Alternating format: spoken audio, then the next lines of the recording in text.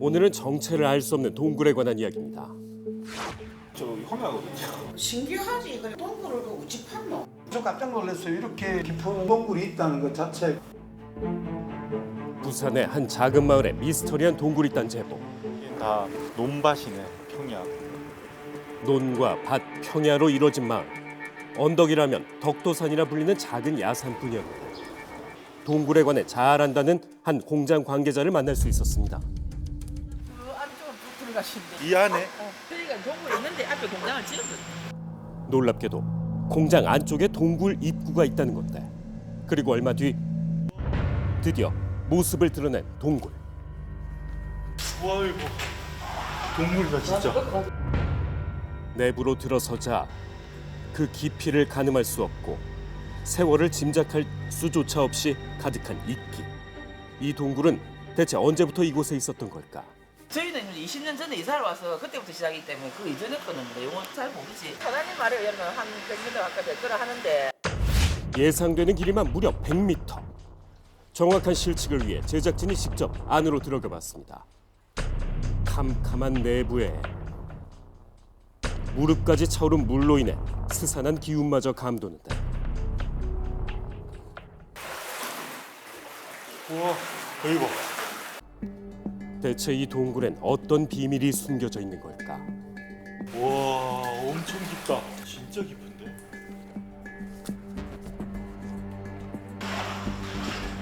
미스터리를 풀기 위해 계속해서 진입을 시도하는 제작진. 어디까지 가나요? 칠흑 같은 어둠을 뚫고 한참을 걸어가던 그때 양쪽으로 갈라져요 여기서. 우측과 좌측 두 갈래의 길 끝에 현재 모두 막혀 있는 상황. 그 길이를 재어보니 좌측은 약 70m, 우측은 약 80m로 상당히 깊은 동굴임을 알 수 있었습니다. 대체 이 동굴의 정체는 무엇일까? 이 지역에서 오래전부터 머무는 주민들의 생각을 들어봤습니다. 전에 미리 자연 있었을 아그 전부터. 물에 잘 녹는 석회암이 지하수로 인해 녹아내리며 오랜 시간에 걸쳐 만들어지는 자연 동굴일 거라는 주민들의 의견. 실제로 이 동굴 내부에도 맑은 물이 고여 있었는데 그렇다면 이곳도 자연 동굴인 걸까? 오랫동안 동굴을 연구해온 전문가의 눈을 통해 확인해 보기로 했는데요. 과연 그 답을 찾을 수 있을까? 형태로 보면은 완전히 이거는 인공적으로 만든 동굴이다. 인공적으로 팠기 때문에 굉장히 이 각이 많이 져 있고. 누군가가 일부러 파낸 듯 각이 진 벽면과 자연 동굴에서 볼 수 있는 물질이 전혀 보이지 않아 인공 동굴로 예상된다는 것. 동굴의 주된 암석이 화강암이라는 전문가. 저기 일반 주택에도 우리 집처럼 크진 않지만 있는데 이 산을 기준으로 이 동네 뭐 좀 몇 군데 있다는데 동굴이 이곳뿐 아니라 산을 끼고 있는 다른 집터에도 있다는 건데요. 첫 번째 동굴과 머지않은 거리에 위치한 두 번째 동굴. 그리고 더욱 놀라운 점은 이 산을 중심으로 무려 11개의 크고 작은 동굴이 추가 확인됐다는 사실. 비슷한 형태를 띠고 있는 동굴들. 주민들의 생각은 어떨까? 땅속에 무슨 물질을 캐기 위해서 이거는 그냥 무슨 채석을 하기 위해서 한 것 같아요. 옛날에도 왜 우리가 금 판다고 막 하고 다 했잖아요. 동굴 탐사 당시 그 끝에서 발견한 의문의 흔적들. 곳곳에 구멍이 있어. 일부러 구멍을 낸 듯한 흔적들을 다른 동굴에서도 확인할 수 있었는데 혹시 광산으로 활용하기 위해 다이너마이트로 폭파했던 흔적은 아닐까? 실제로 1930년대 우리나라에선 광산 붐이 일기 시작했고 부산과 김해 지역에서도 광산 산업이 활발했는데 위에 이거 반짝반짝 빛나는 거 카메라에 잡히나요? 동굴 벽면 곳곳에 보이는 반짝이는 물질의 정체. 뭐죠? 혹시 광물질은 아닐까? 지역의 특성에 대해 잘 알고 있다는 전문가에게 물어봤습니다. 혹시 광산으로 썼을까 싶어서 봤는데 특별한 어떤 광물질은 보이질 않아요. 광산 같은 경우에는 요 틈 사이에서 나오는 물질들이 틀려요. 그래서 반짝거려서 봤더니 여기 지금 이슬이 맺힌 거지 어떤 다른 광물질들은 아니거든요. 그러니까 광산에서 나타나는 특정 물질들이 아닌 이슬이 맺힌 흔적이라는 것. 그렇게 동굴에 관한 추정을 계속해 나가던 중 전문가에게 듣게 된 단서 하나.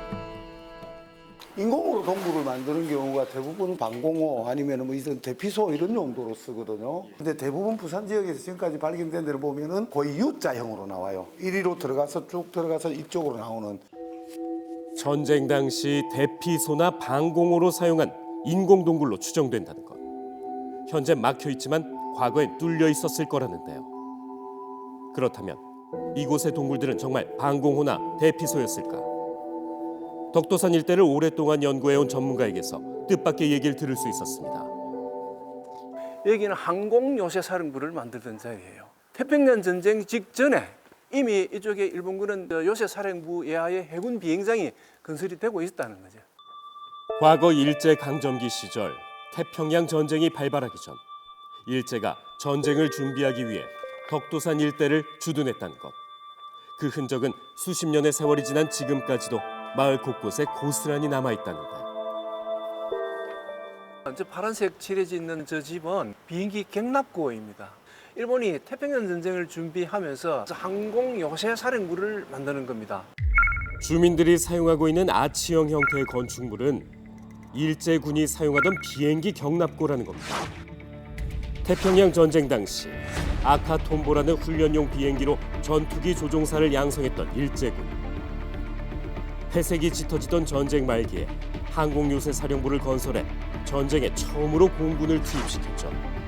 그렇다면 비행기 경납고와 마을 곳곳의 동굴들은 대체 어떤 연관이 있는 걸까?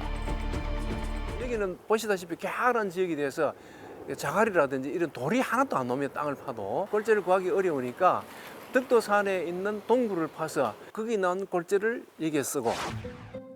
마을 주민들을 동원해 동굴을 파낸 후 나온 골재들을 이용해 항공 요새를 건설했지만 패망 후 미군이 비행장으로 사용하게 되고 현대에 이르러 김해공항으로 바뀌었다는 건데요. 전쟁 당시 일제의 비행장과 멀리 떨어져 있지 않던 덕도산. 골재를 마련하기 위해 팠던 동굴들도 자연스레 대피소로 사용됐을 거란데. 그렇다면 관할구청은 이 사실을 알고 있을까? 그것도 저도 아예 처음 알았죠. 저희도 한번 내용을 한번 확인해보고 저희 부서에서 관리하고 있는지 역사적으로 뭐 이런 내용이 있는지 좀 확인하고 전화드리면 안 되겠습니까? 마을 주민들에게조차 알려지지 않았던 11개의 동굴. 완전 동굴이네. 뭐 저런 게 있을까? 어머야, 신기하지. 그래, 그 동굴을 그 어찌 팠노? 하지만 지역 어르신들에겐 뼈아픈 기억으로 남아있다는데요. 그래도 우리는 요거만큼이라도 알고 있지만은 젊은 사람들 진짜 뭐 젊은 사람한테 그 굴이 뭐 옛날에 그리 됐다 이래서 알 필요도 없고 모르지. 저 깜짝 놀랐어요. 이렇게 깊은 인공동굴이 있다는 것 자체, 그리고 그게 지금까지 방치가 되어 있고 이 지역 주민들만 아는 이런 공간이 있다는 게 이걸 조금 알리고 활용할 방안에 대해서도 서로 조금 수기를 해볼 필요가 있다 생각돼요, 저는. 오랜 세월 잊혀져 있던 덕도산의 11개 동굴. 잊지 말아야 할 우리의 아픈 역사가 스며든 곳인 만큼 그 가치를 보존할 수 있도록 많은 관심과 노력이 필요하겠습니다.